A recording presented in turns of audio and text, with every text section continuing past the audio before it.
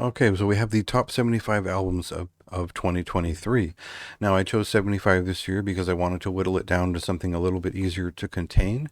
And I think I would have struggled to place 100 items. There were probably 200 records that I liked enough to include and mention, but I've mentioned most of those multiple times throughout the year. A lot of this really is just me repeating a lot of the things I've said for anyone who isn't keeping track. So, uh, I recognize that this is a lot of options for a lot of people, and um, to sort of sort out why I chose, number 70 more than 75, or, it really comes down to providing both curating variety as well as placing these things along the lines of what I liked most, and also uh, it took me a couple of weeks to place all these things in this order. So some of it is just the mind categorizing to the point where things stop meaning so much as in terms of you get a gut feeling and you place things where they go. So they're not personal choices in the sense that I was, considering the value of each musician involved, or the production value necessarily, more so the whole experience and what it was like to return to it and listen to 75 more albums at the end of the year and just recount what was best, what was worst, what was worse than I thought it was, what was better than I thought it was, and how much time I spent with it over the year. So the real metric here is how long everything has lasted. And that isn't fair to a lot of bands that release their record in December, but you'll find that as long as I spent up to about 4 weeks really immersed in one record and thinking about that record, it probably made this list. So there's at least that much value in each of these items, and more so as we go up the list, and things that stuck with me for an entire year, as long as possible. What I've done this time around is started out with a preview so people could scan quicker and get to the items that they're more interested in.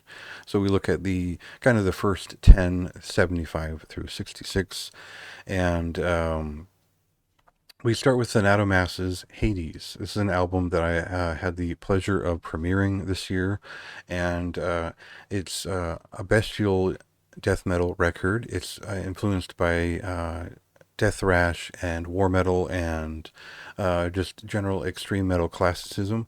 I think that there's a very live and real feeling to this music, the same way there is in Chthonic Cervix. And overall, I think this is a very impressive band that were entirely overlooked, despite curating an incredible album cover from David Glomba, I believe, and just a record that had these huge and imposing songs, these fast and ripping songs, like whatever you wanted from bestial death metal or war metal or black death metal. The Hades kind of had that, and it was a very inspired record overall. So it gets set at 75 because I see the general mass appeal of this record is very limited, but it is an exceptional record overall.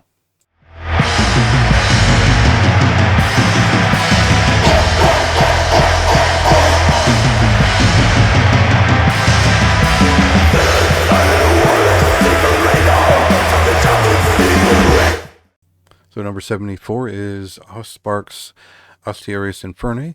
This is basically what I describe as a stoner doom rock record with a bit of a Wolverine soul, and that's meant to refer to the kind of the Wolverine blues up to about 2003 era of Entombed, where the more gruff vocals on here resemble Death and Roll in the slightest way.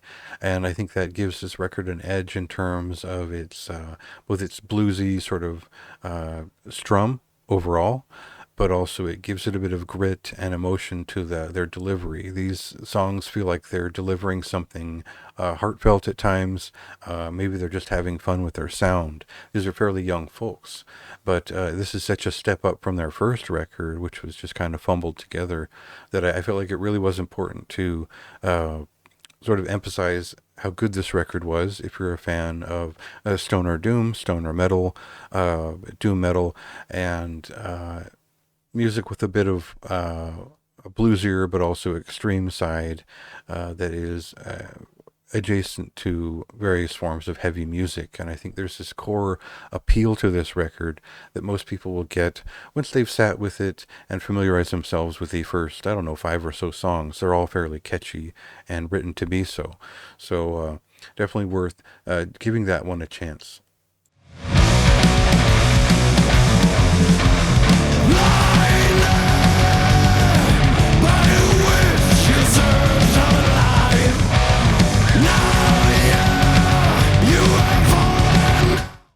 Now, I don't really give a shit about a lot of underground United States black metal because none of it is very good. A lot of it is very much follower bullshit. A lot of it is underproduced on purpose. It feels like a lot of it is compromised in terms of just the same old shit that we've been getting for 20 years, where we get shitty low effort rock music infused in with maudlin black metal. And I know that maybe that applies to Mutilation fans just as well as it does to anyone, whatever else is out there, but very little of it is of any redeeming value or quality. And I think that Gauntlet Rings Beyond the Veil of Night is one of I guess it's one of the acts out of the New York area that seemed to have a connection with old black metal in a very profound way. And what they do with it is memorable. It isn't so much impenetrable in terms of style, and it seems to relate to classic black metal of the early 90s as well. I think they have riffs. They have this sort of fuming Judas Iscariot kind of feeling to their sound, and they're fairly prolific, but they still seem serious in their craft. So I appreciated this record because it gave me the right black metal feeling that didn't feel forced. It didn't feel like this was a SoundCloud rapper or a vampire child. It felt like a black metal band, and a good one. So there you go.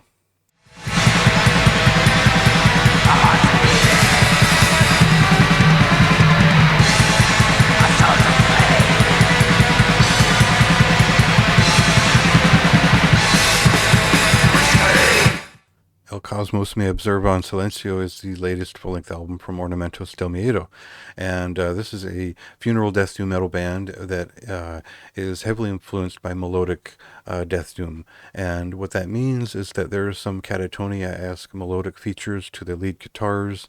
I would describe this band sound as close to kind of Majestic Downfall in terms of the atmospheric value of the death metal side of it, but there's also, it really is kind of in the spirit of funeral doom metal overall.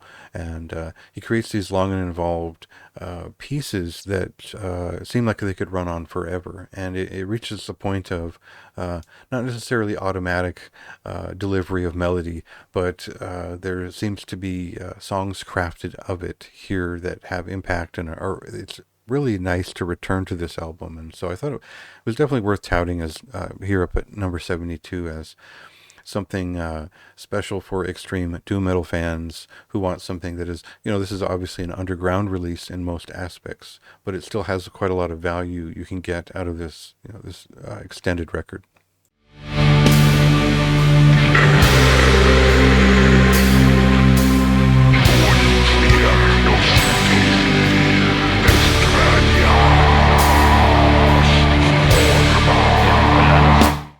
Now, I could say similar things about Miasma of Occult Limbs, although this is much more of a death metal record, a sludgier kind of underground sound with elements of drone doom and death doom in the mix, and you could certainly hear a bit of Morbid Angel and Incantation in their presentation. Now, Into Darkness and bands like that have a similar sort of approach to melody and sludginess and the guitar tones that they produce, and you can tell that this is definitely a solo act by the production values and the presentation of it overall.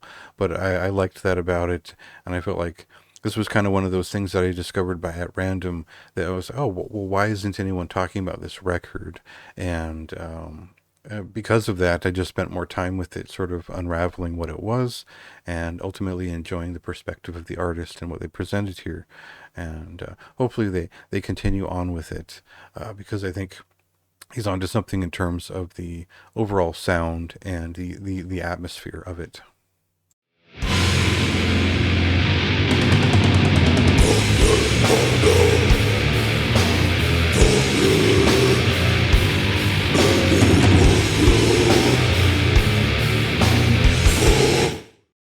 latest full-length album from Goat Explosion, Threatening Skies, is at number 70.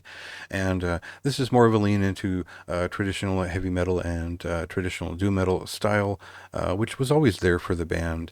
And this just has a couple of thorns, a couple of warts. It's an interesting underground doom metal record that has varietal interests outside of both, classicism, but also stoner stuff.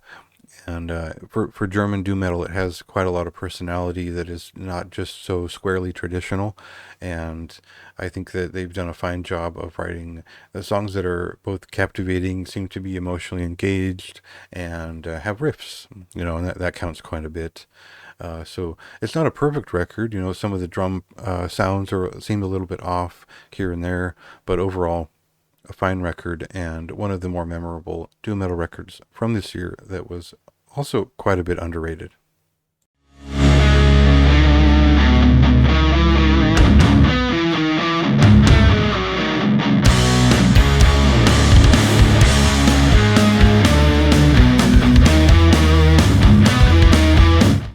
Spectral Intercession, the debut full-length album from Scottish death metal band Coffin Mulch, is at number 69, and I think this is a record that reminded me what I loved about Swedish death metal, and that was the kind of the earlier, more frantic and punkish side, the stuff influenced by thrash, as well as the age of grindcore emergent adjacent to that. And they sort of embody all that at once with this chaotic and energetic death metal record, and one that does typically have a fairly a typical Swedish death metal buzzsaw sound to the guitars, but their performances are their own, and I like that they kind of go for it with every song. There's a lot of energy to this record, and it isn't just dumb brutality, but there's a lot to it that is charismatic and just cool. So I thought it was a good choice here to fit as like what I want from a death metal record of 2023, if it's going to be retro in some aspects.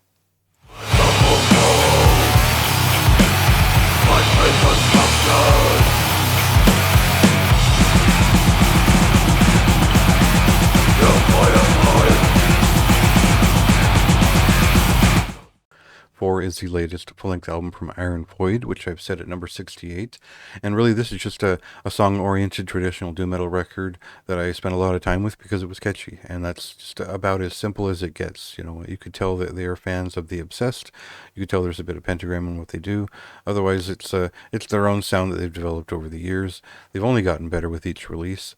And I think this is one that improves upon some of the follies of the last one by getting a little bit more direct, a little bit more riff-focused, and moving away from kind of the rock orientation of some of their work and focusing on just more direct songs. Great record. Lights under the moon, pray for your soul as the ritual begins. Blasphemous baptism. So at some point in 2023, we had an Ascended Dead record come out, we had an Impetuous Ritual record come out, and we had the first Desecryptor album come out.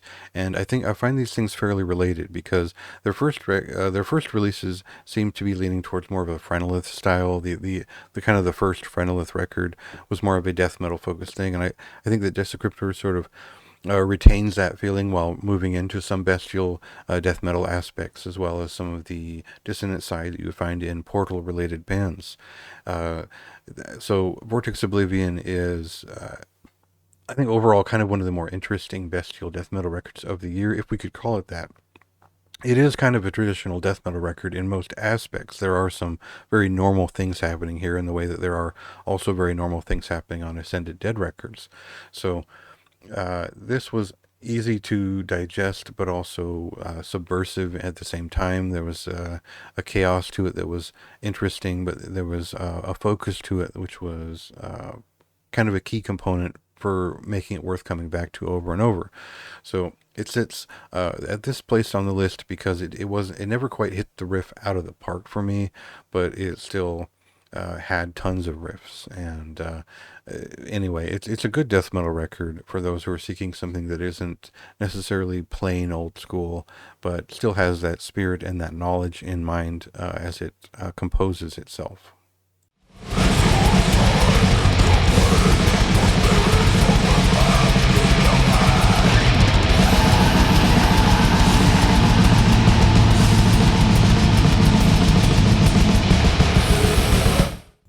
Nightmare Visions is the debut full-length album from Theophanos. And this is a Serpent Column related project. It is the same fellow who basically created Serpent Column and ended it not too long ago. And they've already announced a second full-length album out on Profound Lore early next year. So he's not lost the prolific edge of his work.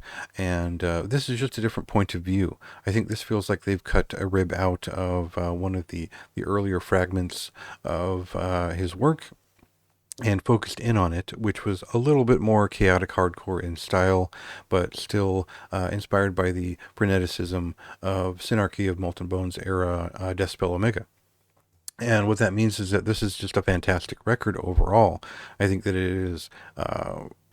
there's a visceral effect to everything that he composes, which is, there's a certain something to it that gets a reaction. And that's hard to do in this space of dissonant and abstract black metal and the adjacency to other genres. So I think that he's blurred the lines just enough to where this is his own thing, and we can stop talking about dissonant black metal for the most part, even though that is kind of the core vernacular that he develops on Nightmare Visions further.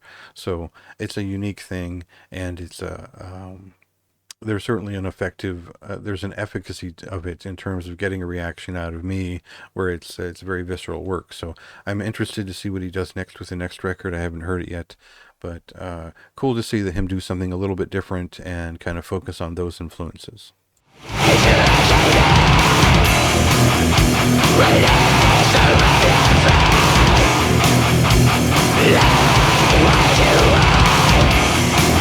Let